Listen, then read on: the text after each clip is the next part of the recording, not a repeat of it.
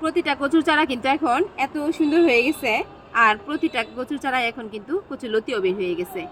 কচু গাছে আমরা যেহেতু আমাদের এখানে কীটনাশক মাকড়নাশক কোনো কিছুরই প্রয়োজন হয় না, তবে মাটিটা যখন আমরা তৈরি করব মাটিতে আমরা একটু অবশ্যই ছত্রাকনাশক মিক্স করব। আমি বলি আমার বাগানের যত মাটি আমি তৈরি করি যখন প্রথম অবস্থায় করি তখনই একবারে হচ্ছে ছত্রাকনাশকটা মিক্স করে দিই, সেখানে কিছু ছাইও দেই, কিন্তু ছাইটা একদম ন্যাচারালি ছত্রাকনাশকের কাজ করে, আবার পটাশেরও কাজ করে। আর কচু গাছে মাসে আমরা একবার দিব হচ্ছে জৈব সার, শুধু জৈব সার, যে কোনো জৈব সার, সেটা ভার্মি কম্পোস্ট হতে পারে, গোবর সার হতে পারে, যে কোনো জৈব সার হতে পারে। আরেকবার আমরা দিব হচ্ছে রাসায়নিক সার। তাহলে কিন্তু প্রতিটা কচুর চারা খুব সুন্দর হবে, কচু গাছের গ্রোথটাও খুব সুন্দর থাকবে, আবার হচ্ছে কচুর লতিগুলোও খুব সুন্দর হবে।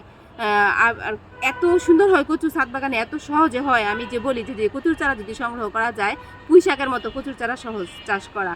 আর এ যখন লতিগুলা বের হয় কচুর থেকে, কচুর শাক খাওয়া যায়, কচুর লতি খাওয়া যায়, আবার কচুর নিজের যে কাঠটা হয় সেটা খাওয়া যায়।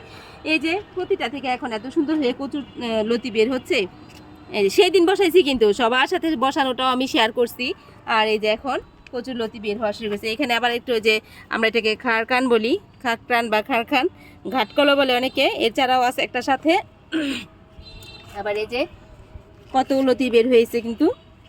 এই তো আমি মাসে একবার হচ্ছে একটু জৈব সার মিক্স করা মাটি দেই, আমার এখানে মাটির সাথে যে জৈব সার মিক্স করা আছে সেটা দেই। আর হলো আরেকবার একটু পটাশ, একটু ডিএপি, তার সাথে আর একটু জিপসাম বা বা ক্যালসিয়াম জাতীয় যে খাবারটা আছে দিলে এই যে কত কচুর বের, কচুর লতি কত সুন্দর হয়ে গেছে কিন্তু।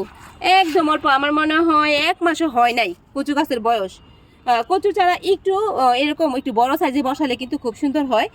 কচুর এই যে আস্তে আস্তে আমি সাইডের যে যে যে কচুর পাতাগুলো আছে, ডগাগুলো আছে, এগুলোকে কেটে নিব, তা না হলে কিন্তু এগুলো এমনিতেই হলুদ হয়ে যায়। সাইডের যে ডগাগুলো এগুলো নিয়ে নিয়ে শাক খাবো, আর হচ্ছে মাঝখান থেকে আস্তে আস্তে কচুটা কিন্তু আরও সুন্দর হয়। এই জন্য বলি যে এত সহজ কচুর চারাটা। কচু ইউটিউবে সার্চ দিলে কিন্তু পাওয়া যায় যে লতিরাজ কচু, বগুড়া, যথাসম্ভব বগুড়া নামক কোনো একটা আরেকটা ডিস্ট্রিক্ট আছে, সেইখানে লতিরাজ যেটা সেটাও কিন্তু অনেক ভালো, আর ওরা কিন্তু অনলাইনে সেল করে। তো যারা কচুর চারা নর্মালি সংগ্রহ করতে পারো না, আর যারা কৃষি গবেষণা থেকে এসে নিতে পারবা, সেটা তো অনেক ভালো। কৃষি গবেষণার যে লতিরাজ কচু, এই যে আমার এখানে এগুলো সব কৃষি গবেষণার লতিরাজ কচু। এই যে প্রতিটা চারায় পাঁচটা বসাইছি, আর যে আমি আরও যেগুলো ছিল আরও 5টা আপুকে দিছি।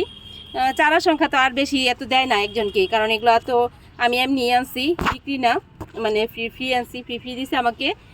তো বেশি হলে অবশ্য আরও দিতে পারতাম। যাই হোক, চারাও বের হচ্ছে না। চারা বের হলে আপু অলরেডি 4জন আপু অলরেডি সিরিয়াল দেওয়া আছে কচুর চারা দেওয়ার জন্য, 4জন আপুকে দিব, কিন্তু চারা বের হলে তারপরে দিব। চারা বের হয় না এখনো, কোনোটা থেকে একটা এক্সট্রা চারা বের হয় না, থেকে হচ্ছে এখন শুধু লতি বের হচ্ছে, মানে এই জন্য আমার মনে হয় চারা বের হচ্ছে না। তো যাই হোক, চারা বের হলে অবশ্যই আমি রাখবো। আর হচ্ছে আমরা কচু গাছে মাসে 2বার করে হলো খাবার দিব। একবার হচ্ছে আমরা জৈব সার দিব, আর একবার হচ্ছে আমরা রাসায়নিক সার দিব। তাহলে আমাদের কচুও ঘ্যান ধরবে না, গলায় যে ধরে গলায় ধরবে না। কচু লতি এমনি ধরে না সাধারণত। আমি গত বছর কচু চাষ করছি, এত সুন্দর কচু হয়, গলায় ধরে না। ওই যে আমি একটু রাসায়নিক সার দিই সেজন্য আর কিন্তু কচু গলায় ধরে না। জৈব সার আর হলো রাসায়নিক সার 2বার, এক মাসে একবার, 15 দিন পর একবার হচ্ছে আমরা জৈব সার, আবার 15 দিন পর হচ্ছে আমরা সেখানে একটু রাসায়নিক সার দিব। তাহলে খুব সুন্দর কচুর চারা হবে, কচুর গাছ হবে, তার থেকে খুব সুন্দর লতি হবে।